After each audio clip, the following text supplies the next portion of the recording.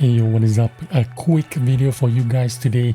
They just dropped the Controcarro 3 Minotauro. This is the tier 10 Tech 3 Italian tank destroyer.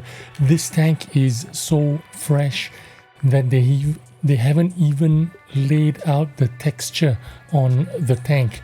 Now obviously this is still in the test phase, still in super test, you would say, but we all know what the Italian tanks the texture of the skin looks like anyway.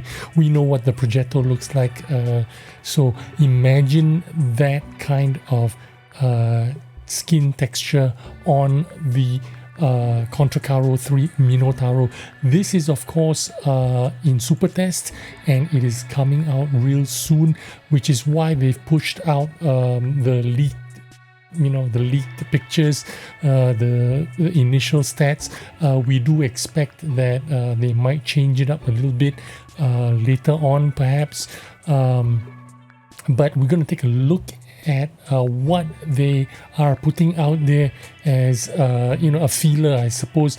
They're gonna get our initial response, and I'm going to tell you what I think about this tank and what I'm going to do personally. But these are the initial stats. This is what the tank looks like. This is going to be the tier 10. This is the top of the tier. Basically they're all through the tech tree is going up to tier 10, and this is what it's going to finally look like.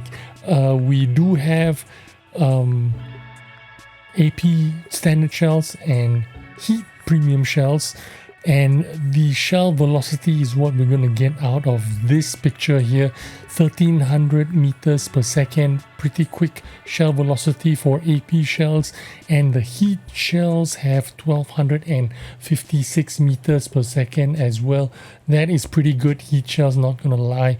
The initial stats: 2100 hit points.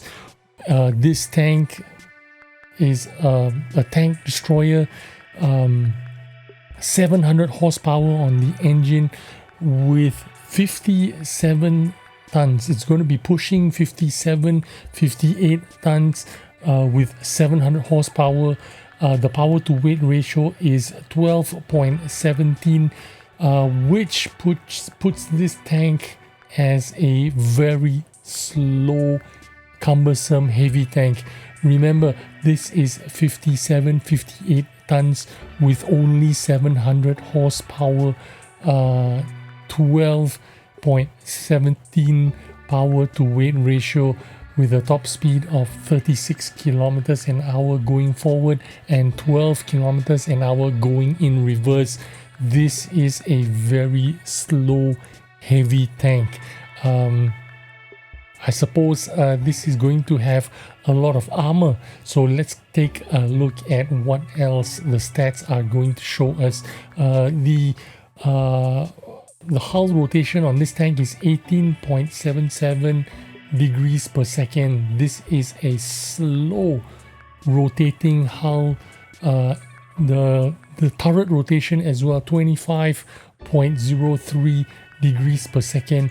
Again, a slow rotating hull, a slow rotating turret, very heavy tank, very low horsepower, very low power to weight ratio. This is by all accounts a pretty slow, heavy, cumbersome tank.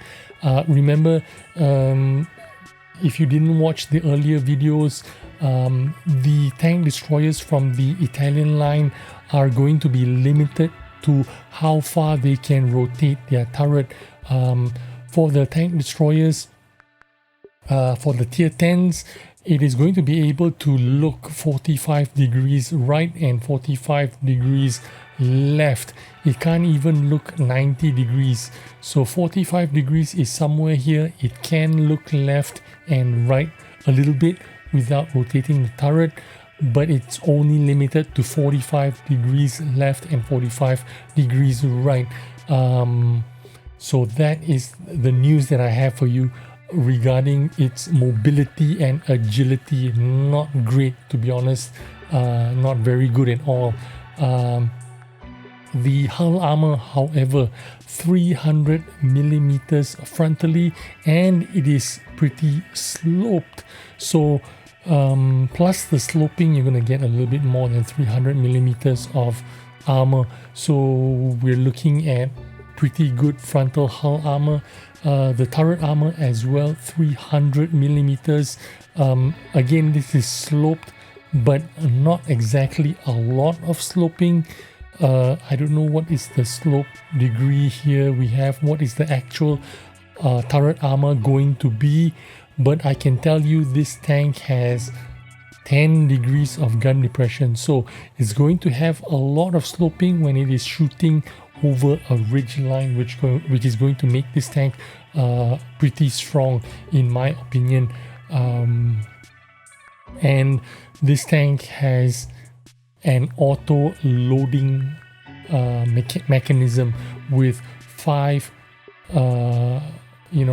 shells in the clip. So 5 shell auto loading. However, it only has an 8-second intra clip, which means it is going to work like a normal tank because it's only reloading every 8 seconds. And then after you're done with that 5-shot auto loader, it's going to reload the entire magazine for another 23 seconds, which is pretty quick reload, to be honest. 23 seconds to reload 5 shells is pretty quick, but the intra clip is 8 seconds per shell, and 530 alpha per shell. Very high alpha gun, but it takes 8 seconds to reload it. The hull armor and turret armor, 300 millimeters. You can see a little bit of that sloping right here, and how that sloping is going to work. It's very interesting. I think the armor is going to be pretty good once it is shooting, using the terrain to use the 10 degrees of gun depression to shoot down on you. That's when the hull armor and turret armor is going to work pretty well, because you're going to get more than the 300 millimeters of armor, because once you're shooting down, and if you need to shoot up on this tank, it's going to be more than 300 millimeters of hull armor and turret armor. But yeah, so we have also, let's talk a little bit about the gun. 0.42 dispersion, which is pretty piss poor in terms of gun accuracy. 0.42 dispersion is pretty bad. And the aim time, 2.21 seconds on the gun. It's not too bad. 2.21 aiming time, 2.21 seconds, but the 0.42 dispersion means you're gonna need a lot of help aiming. Perhaps you need to run improved aim.